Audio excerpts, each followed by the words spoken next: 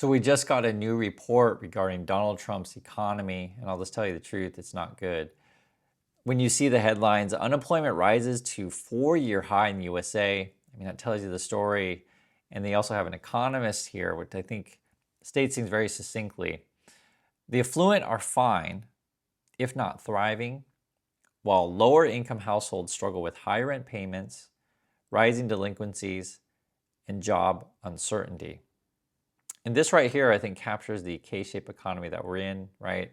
Where Donald Trump, Elon Musk, them and their buddies are like, oh man, everything's great. Look at all these government contracts we're getting. We're going to build a bunch of robots and AI, and look at all our data centers. Wow, we're doing fantastic, right? The affluent are fine, if not thriving.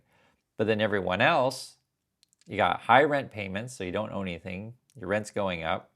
Rising delinquencies, it's hard to pay anything back. Why? Because you don't have a job. Job uncertainty, you can see it right there. And you look at this also, unemployment now at 4.6%. Okay, so that's a four-year high. They're going to try to tell you, this is the White House, say, hey guys, well, we're doing great. We created a bunch of jobs in November, right? Even though we lost jobs in October. And I'm going to tell you also, I think there's a high chance that the November numbers will get revised and essentially a downward revision. On top of, Federal Chair Jerome Powell is saying each month the government could be overstating numbers by 60,000 jobs a month.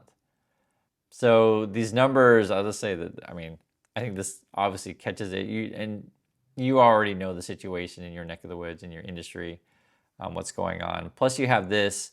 This is the U6 unemployment rate. There's different ways to calculate unemployment.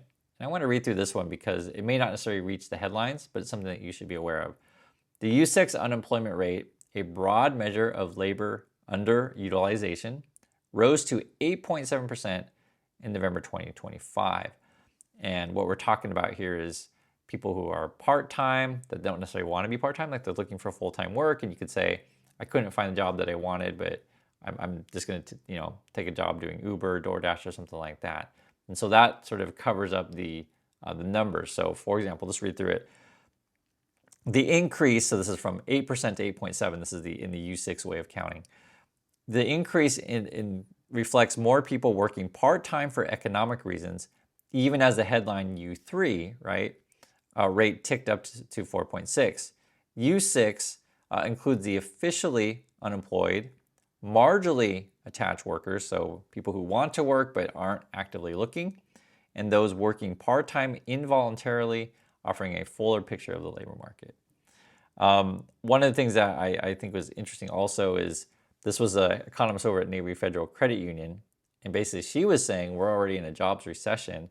The U.S. economy is in a jobs recession. The nation has added a mere 100,000 in the past 6 months. The bulk of those jobs were in healthcare, an industry that is almost always hiring due to America's aging population. Now, the White House, Donald Trump, Karen Levitt, they're all going to tell you that we're all rich and everything's going great. And they really tell you this stuff. The strong jobs report is from Karen Levitt.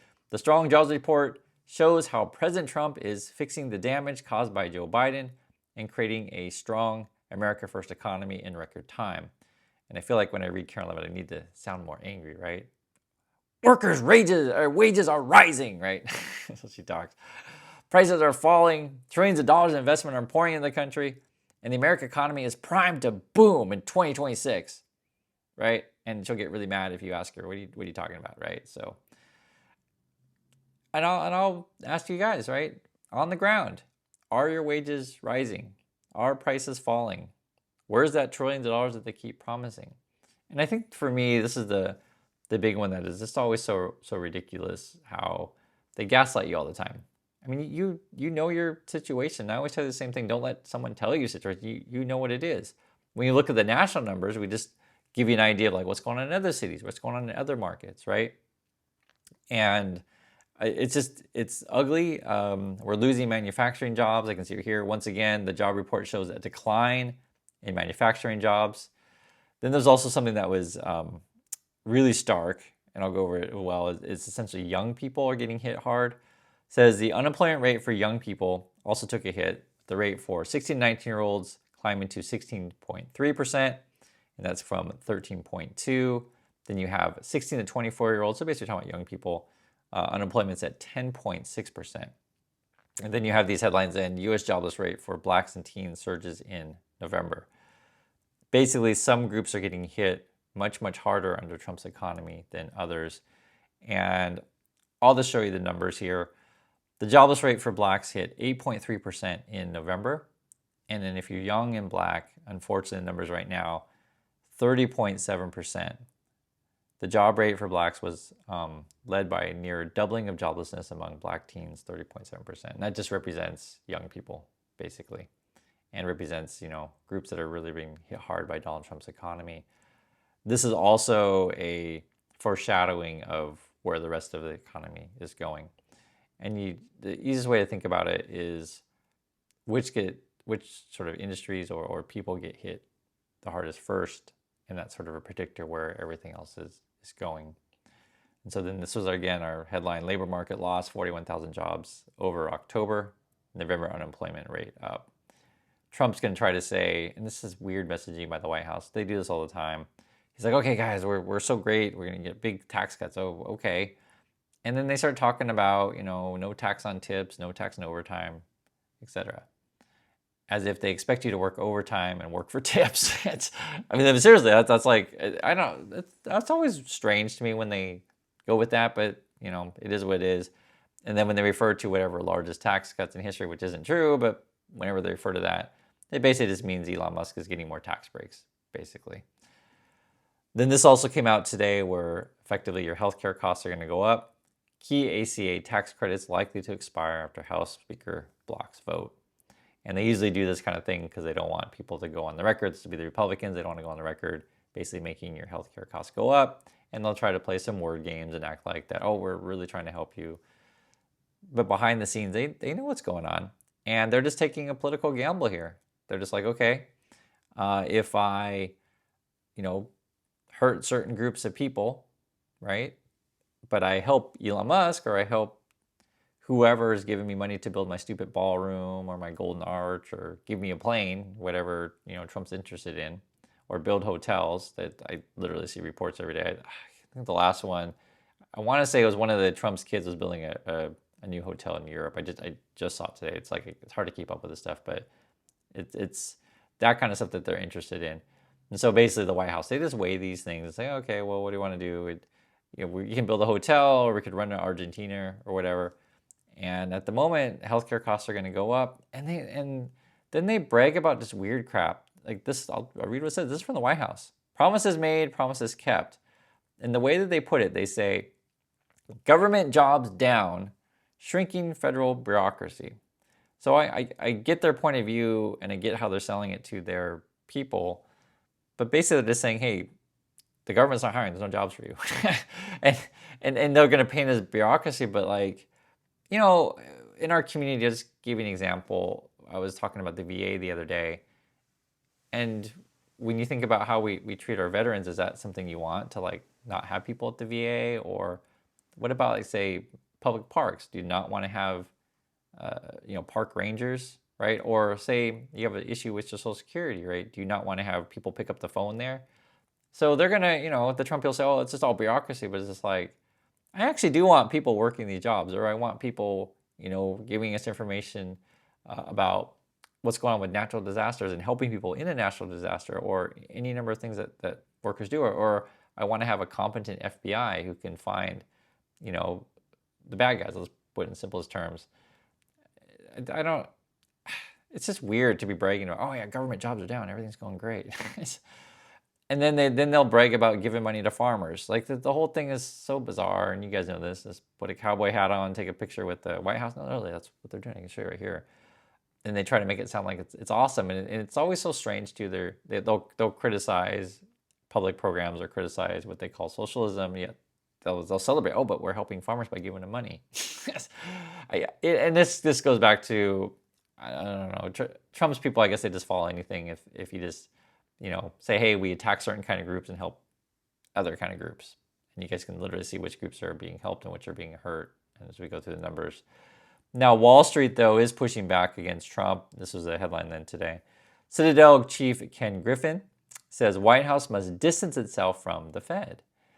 And essentially, Donald Trump's been looking at a couple different people. Hassett's been the favorite to be the new Fed chair pick, and it's been also Warsh.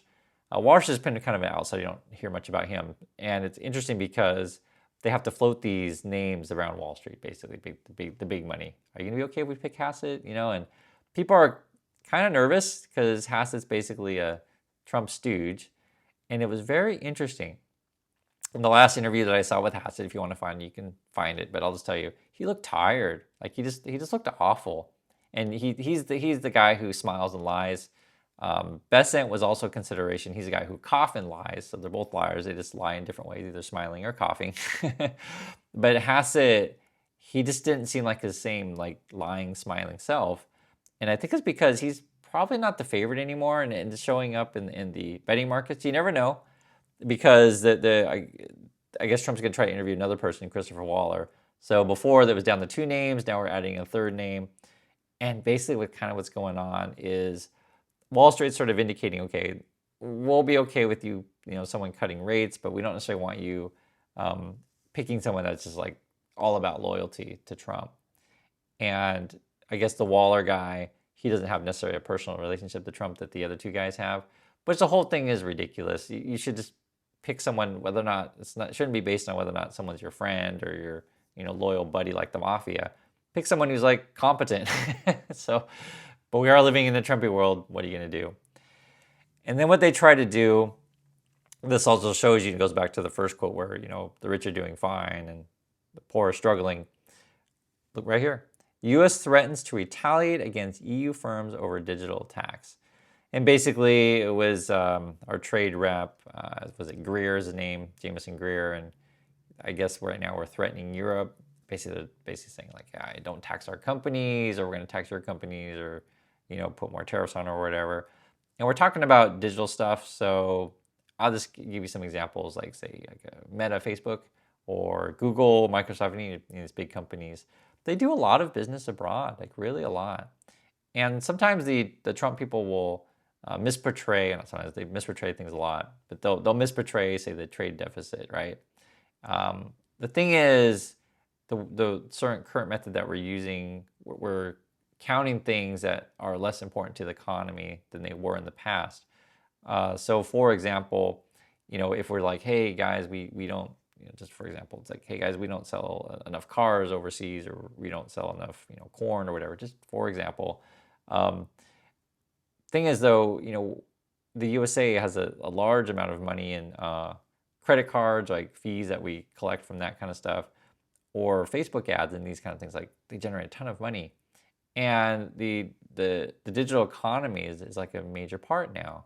And so if that's not really counting the trade deficit, you're not really being fully honest with the numbers. And many of the tech companies also will funnel money through various tax shelters in subsidiaries in order to cover up the numbers as well. So I'll just say this, like, this is where the priority is for them and the Trump people, is to try to get tax breaks for their, big tech buddies and billionaires, and then claim that there's some sort of trade deficit. But it's not as what you think it is, the way Trump portrays it. So because they're trying to preference, manufacturing jobs. I'm not saying we shouldn't have jobs, but just the way we count the numbers isn't necessarily accurate of our full economic picture, if that makes sense. So I do appreciate your time watching, everyone, and please be careful out there. And I want to hear your thoughts on this stuff also. And I'll catch you in the next video.